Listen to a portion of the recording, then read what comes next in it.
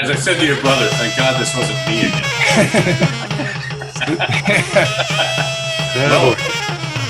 Okay. Well, that's the end of the podcast. Thanks, folks. Thanks so much. My earphones. Bye. I can't hear. That's a review of Scott Bryce's best work. Good night. Oh, this microphone is the space. Is this good, Miggs? Yeah, that sounds good. Yeah. Okay. All right. Well, How are you? our I don't know. Maybe Scott. Well, since Scott's the actor among us here, do you want to? Why don't you announce it? It's just welcome to Oh Brother, Not Another Podcast with, and then we'll say our own. Welcome to Oh Brother, Not Another Podcast with Trace Burrows. And me, Miggs Burrows. And our special guest. Our special guest announcer today is Scott Bryce. Scott Bryce. With a, hey, don't make fun of announcers. My dad was an announcer and an actor as well. Yeah, no, and your mom as well. No, I knew your mom better than your dad because we were on a committee together. Mom was a lovely person. Thank you. She sure was. You know what put me through college? I watched him do it too. It was one take. He went into a booth, put headphones on. He said, "Remember FDIC." I said, "Thanks, Ed." And we went home. And that was the mortgage. 10,000 banks across the country. Oh my! Yeah, that's. And I thought I could do this. Was that the beginning? Well, no. I mean, I hated the business because I grew up in it, which is relatively normal, actually, if you're not a child actor. And I was not allowed to be an actor until I had done everybody else's job. So I had to do electrics and props and wardrobe and makeup and hair and set construction, all of it, before I was allowed to act. And that was part of the philosophy of, both my parents are well, my father wasn't, but my mom was multi-generational in show business. Her father was Whitey Main. He managed the Marx Brothers in Mae West and was a booking agent in vaudeville days. And my mother hired my father. That's kind of how they met. But there was an ethic not to do any kind of acting work and to do everybody else's work. And I didn't want to be involved with the business. It was what my parents did. Mm-hmm. And then came the time to tour Staples High School from Bedford Junior High. We had to do that little tour. And 30 of us walked through the 9 building and we're like up on the stage. And I'm looking up at the flies and everybody moved on without my knowing it. I'm alone on stage by myself, looking around. And a voice from the very, very far back of the theater, and as you know, it's huge. It's 1,100 seats. And I hear Al Pia's voice, and it says, and I'd never met him, and he says, "Feel like you're home?" Oh, wow. And I turn around to this unseeable voice of God, and I said, "Yes." He said, "Good, you're the lead in the next play. I'll send the script to your house." Seriously, it was that? And then I left, and it was Brick in the Rose. I played Tommy, and we won the state champion, and I won Best Actor. Gee. And then in my junior year of high school, I did the play The Ruling Class by Peter Barnes, a paranoid schizophrenic who thinks he's Jesus Christ, later to be turned into a brilliant film. And the show was a massive hit. Opening night, my parents come, and they were very somber backstage. And I thought something was up. And I looked at my dad. I said, "Was I okay?" And my dad said, "You were brilliant, son. We'll see you at home." And it was very and I go to the cast party, and I'm tormented because I think something's happened to one of my brothers. There's something horrible has gone wrong. So I left the cast party early. I walk into my parents' home where I'm living, and my mother's on the couch sobbing uncontrollably, and my father's trying to console her, and I'm convinced one of my brothers. And I walk in, and I go, "What's going on? What's wrong?" And my mom looks up, and she says, "We know you're an actor." And she was heartbroken. Even that was her business. I was like, "Why?" She says, "There's no way to protect you from the pain." Oh, I thought it was happy tears that you joined the family. She was horrified. And, and again, I was forbidden from acting until I was, in high school. And so to my wife, who's multi-generational in the business, I said, "We've got to protect our son from doing this. So let's tell him that he has a moral and ethical obligation to carry on the family lineage because he would now be the 5th generation. And therefore it's a requirement that he know all of Shakespeare, right?" Well, so now he's an elite basketball player, has no interest in the business whatsoever. Fingers crossed. Yeah, the reverse psychology. Yes, exactly. Very good. Well, I don't know, Trace, were you in the Players? No, you had Al Pia's, didn't you? No, I had, I think, no, I don't know who I had. I don't remember. Maybe it was Pia. Yeah, because I wasn't in the Players. I had friends in the Players, and but No, But didn't do I that. was in it, but I wasn't an actor. I was doing lighting, and I was the only idiot that would get up on a On the ladder. grid. Yeah, get up. Yeah. They didn't. I don't think they even had a catwalk then. They just had this 90-foot ladder you had to crawl up to. Well, they had a catwalk, but it would only support the weight of a cat. Yeah, that's right. When I was in 5th grade, we did a minstrel show Oh at yeah. Saugatuck School, and This is they disturbing. kids picketed the front. It was so not, politically incorrect, and so a bunch of kids who were real activists at the time, they're 6th graders, picketed the front of the school saying this is wrong. I played the interlocutor, which I guess is just like someone who said, like, introduce the next act or something. Yikes. Yeah. Yikes, yeah. Well, Scott, if we use up all our free minutes on Zoom, if I listed all your credits here, but I'll just pop over a few people. I mean, there's Homeland, 30 Rock, Law and Order, which I want to talk about, Sex and the City, Murphy Brown.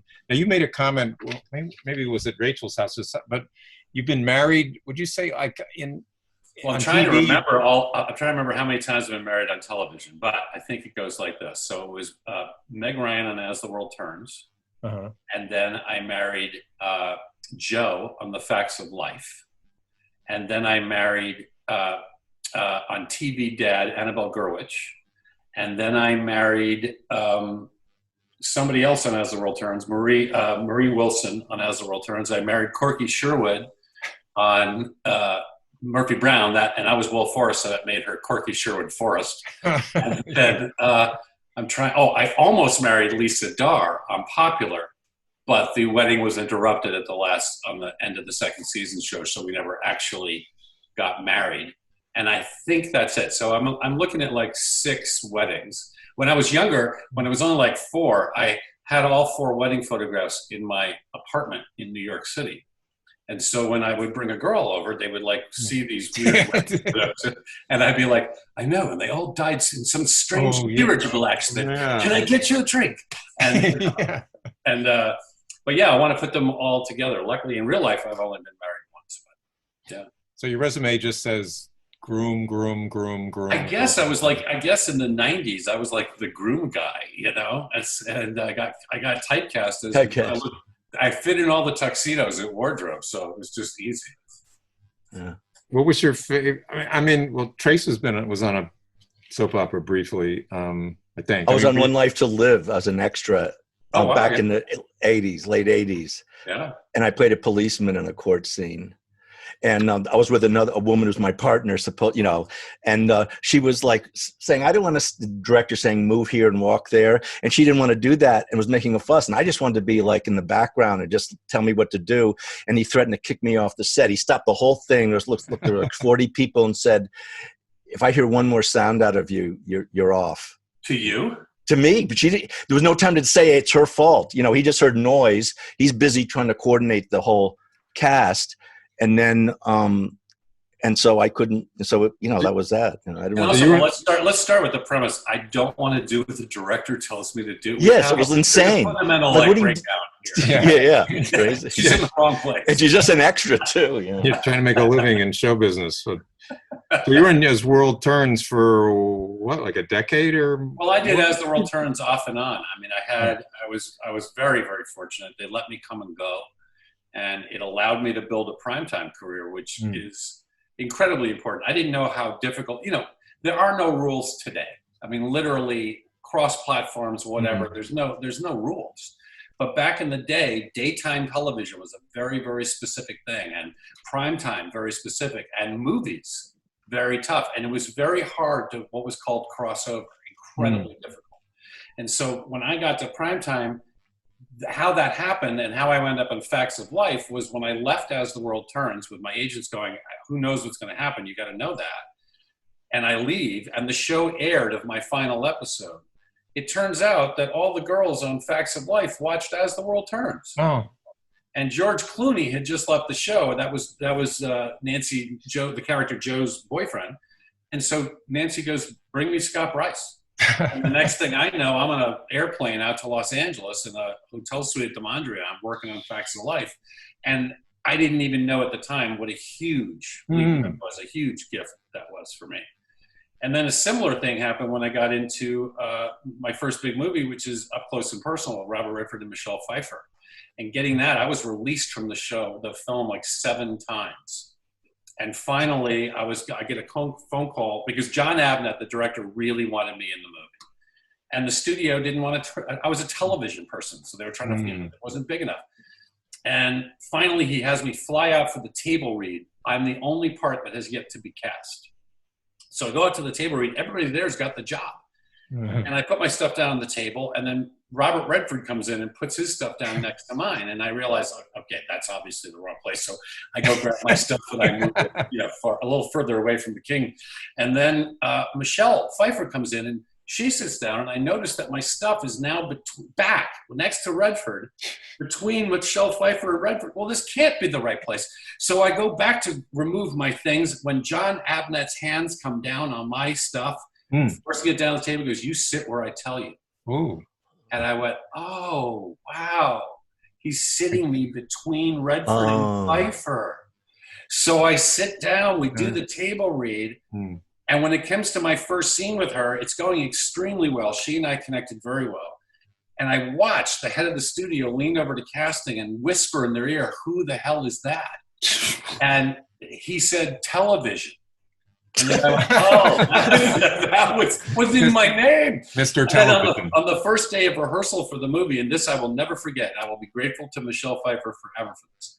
So I get the call from the third AD, it says, "You go park at the Sony lot, and you're going to take the bus over. Like there's a commuter bus that takes all the people who work, and then you'll come through security, and we'll set you up with a honey wagon." Now your honey wagon, just so your viewers, listeners know, is there's tiny little dressing rooms in a row, and there's a men's room and a boys' room, and it's for like the waiter, and it's for those people that you get a dressing room. You're not in holding, you're not an extra, but you don't have a really huge part. And they didn't know who I was. And so I had to park at the lot, and then I take it over, and it took me like 45 minutes to get there. I finally get into rehearsal. We're sitting down. Rehearsal's about to go, and the rehearsal is John Abnett, the director, Robert Redford, Michelle Pfeiffer, and myself for 2 days. So I'm already in actor heaven. I'm like, it doesn't get bigger league than this, guys. And so there I am at the table. It's going pretty well. And then PAs bring in some coffee.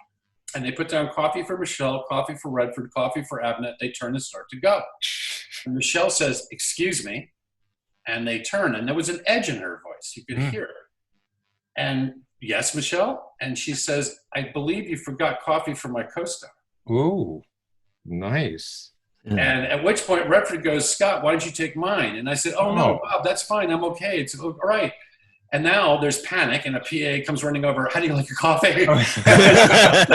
"Just black, no sugar's fine. Thank you. Do you want anything to eat?" "No, really, just the coffee. Fine." And as they're going away, Michelle says, "Never do that again." Ooh. And we go back to work. And I say nothing. This is not right. This is not my time to speak, folks, right? So we go back into rehearsal. About an hour later, second AD, so now I'm past PAs, now the second AD is talking to me.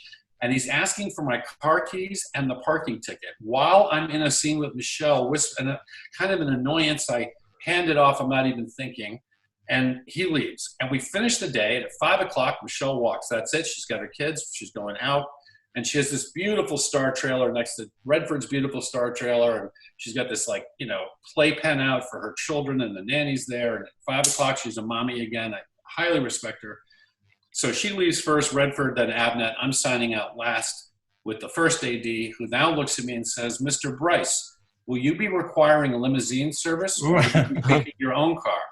And he points right outside the door, and there is my car parked in front of a star trailer with my name on it. Oh, wow. All because Michelle Pfeiffer said, "I think you forgot coffee for my co-star." Isn't that Nice. So it was one of those moments where I realized the importance of that power that you can have, and how you can elevate somebody with just kindness. Do you have to fight being starstruck in those situations? I mean, it's like, oh my God, I'm sitting between. I mean, you're in the profession, but you've been elevated. It was pretty cool. I mean, I'm looking, and I will also tell you, first of all, Redford's an incredibly wonderful guy, and so welcoming and warm and down to earth, and not what you would expect. And frankly, I've the amount of people that I would call not nice in this business that I've encountered, stars, I could count on one hand. I mean, and it's usually some kind of weird mental thing, I think, with them. Most people are really incredibly nice. Miggs suffers from that. And I would also tell you that Michelle Pfeiffer, stepping out Back of to your trailer. 6 o'clock in the morning, and she's got no makeup on, and her hair's not done. She's in a blue jeans and t-shirt. Every human being and most of the world's creatures stop and watch her walk to her trailer because it's astonishing. She's like a Rodin sculpture. She's more beautiful in person than she is on screen. And it's literally breathtaking. Like you just go, it's otherworldly. And one of the nicest people ever. We had a great time. You wonder how they keep that. Yeah. I mean, they say, is it, that cliche, the camera loves somebody's, I mean, is there a magical thing between it? Yeah, I mean, I think there is. I mean, look, there's a great master class available. I'm spacing out on the actor's name, and I love him, Michael Caine. And Michael Caine does a wonderful master class, which anybody can rent. And he talks about the camera, and he's holding it in front of his class. He touches the camera, and he says, "This magnificent creature either loves you or it doesn't." And there's nothing you can do about it. And it's really true. I've seen amazing stage actors who cannot work the camera, just you can't do it.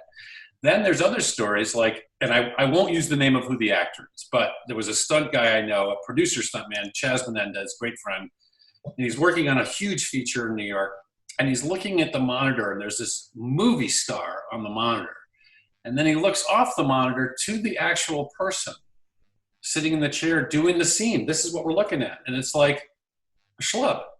I'm looking at a schlub on screen, movie star. Schlub, movie star. It's like, how is that possible? Yeah. I did a show years ago with Pamela Anderson. I was an FBI agent. Pam Anderson, Molly Culver, and this girl walked by. It was like the third episode I had done, and this girl walked by, and she had a cut on her head. And I asked if she was okay. And she said, yeah. And she looked like kind of like a New Jersey mall girl. You know what I mean? And I asked her if she needed anything. No, I'm fine. Thank you for your courtesy. And somebody else came out, and a nurse came out, and they said, oh, Pamela, are you all right? But wait a minute. That's Pam? And I realized what she becomes on camera is something huge and otherworldly, and yet she knows it. She was totally aware of it. It was this weird kind of Hollywood version of kabuki theater that suddenly it becomes something else, And there are actors that have that, where my dad explained that when he was in The Wrong Man with Hank Fonda, a Hitchcock movie. And this is a great television story. My father at the time was doing a show called Tom Corbett's Space Cadet, where he played it's a science fiction show. He played Captain Strong. He was also doing a soap opera at the time. So limousines are arriving, and Hank Fonda gets out, and there's nothing. And then, Hitchcock gets out, there's nothing. And my dad pulls up in his Volkswagen. It took 14 cops to get him inside the church where they were shooting for the court. And so this message comes down from Hitchcock, who watched the whole thing, goes, who the hell are you? And the answer again back then was television. And my dad's part was like massacred. So you see his arm and the side of his face come into the movie. That's it. All of it was cut out because movies were threatened by television at that time, even though now all they do is make old television shows. Yeah.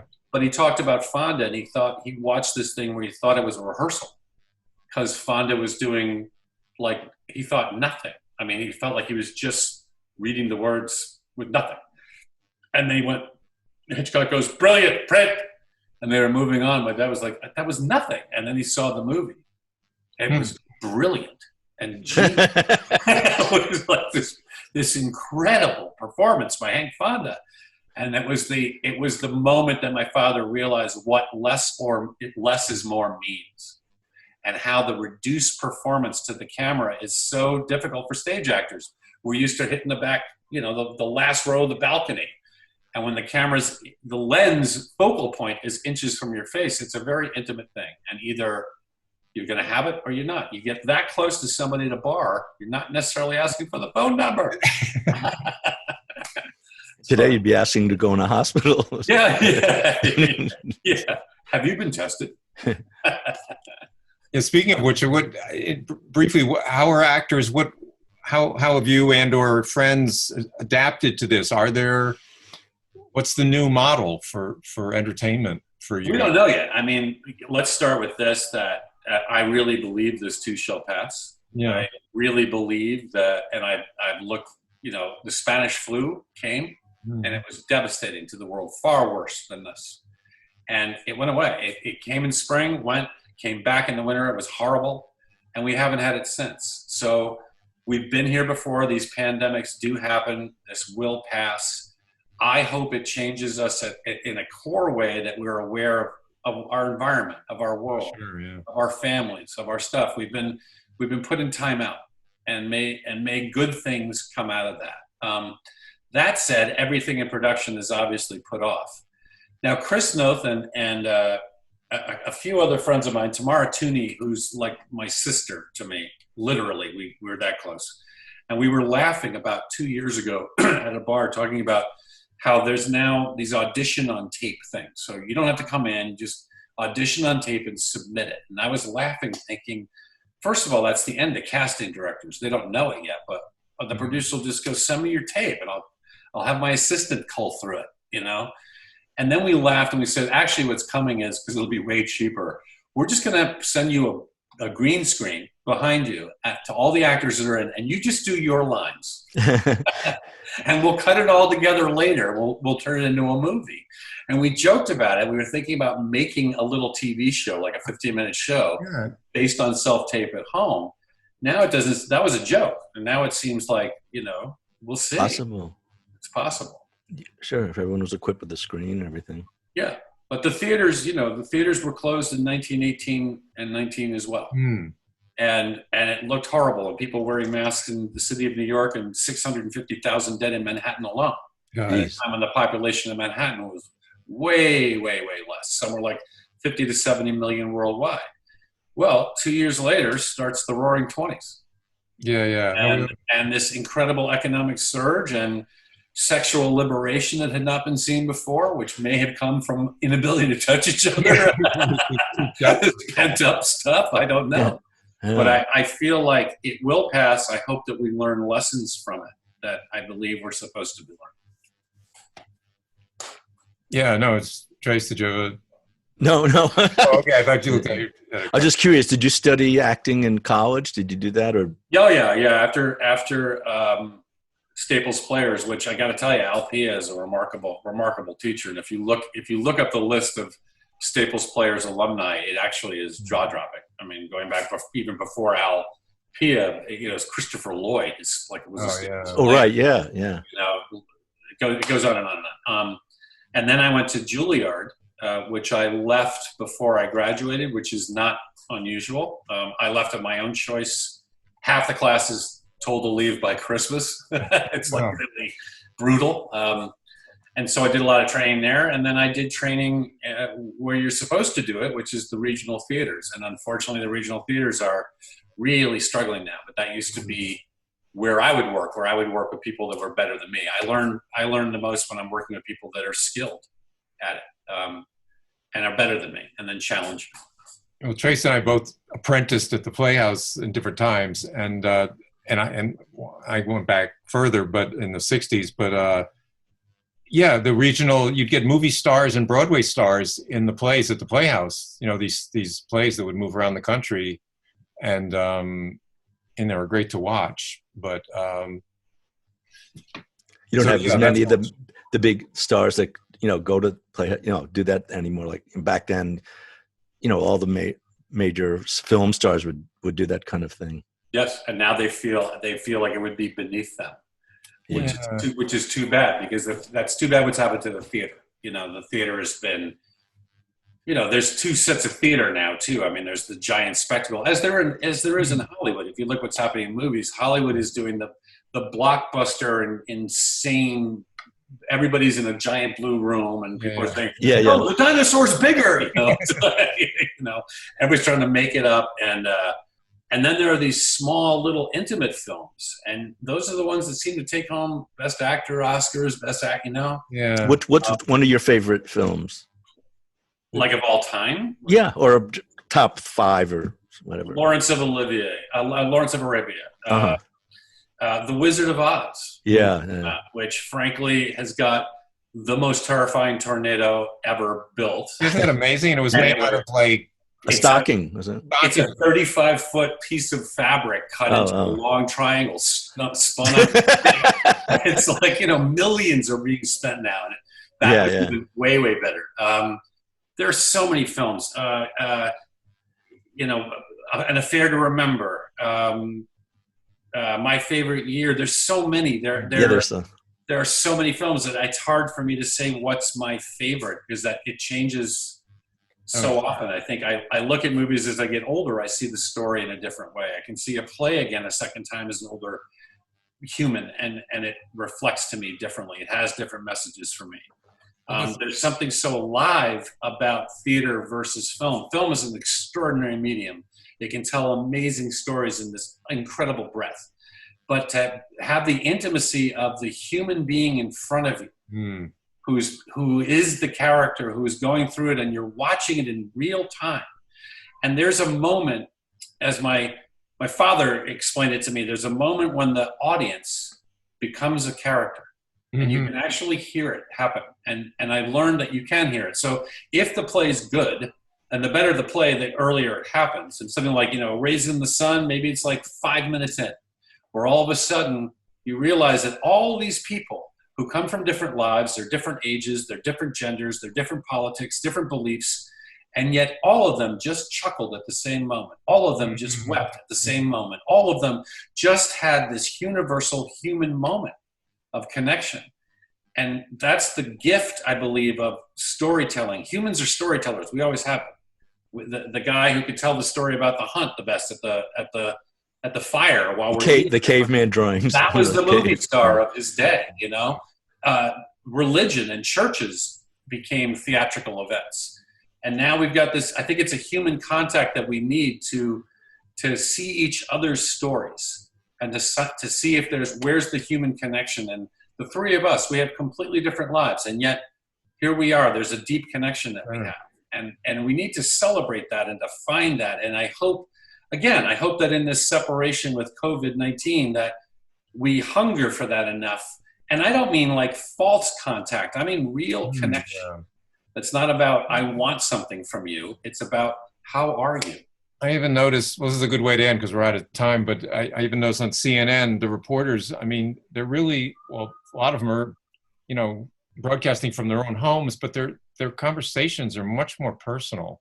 Yes. The whole polish of the anchor has sort of been dissolved, and they're just people trying to connect themselves. Well, no one is selling anything. We're all reporting, and none of us are in power talking down, because we've all, as a race, the human species, have been humbled by something we cannot see, and that's a good thing to remember. That there are things way more powerful than us, or election days, or your 401k, or how high the stock market is. My wife I can hear singing right now. My son is healthy.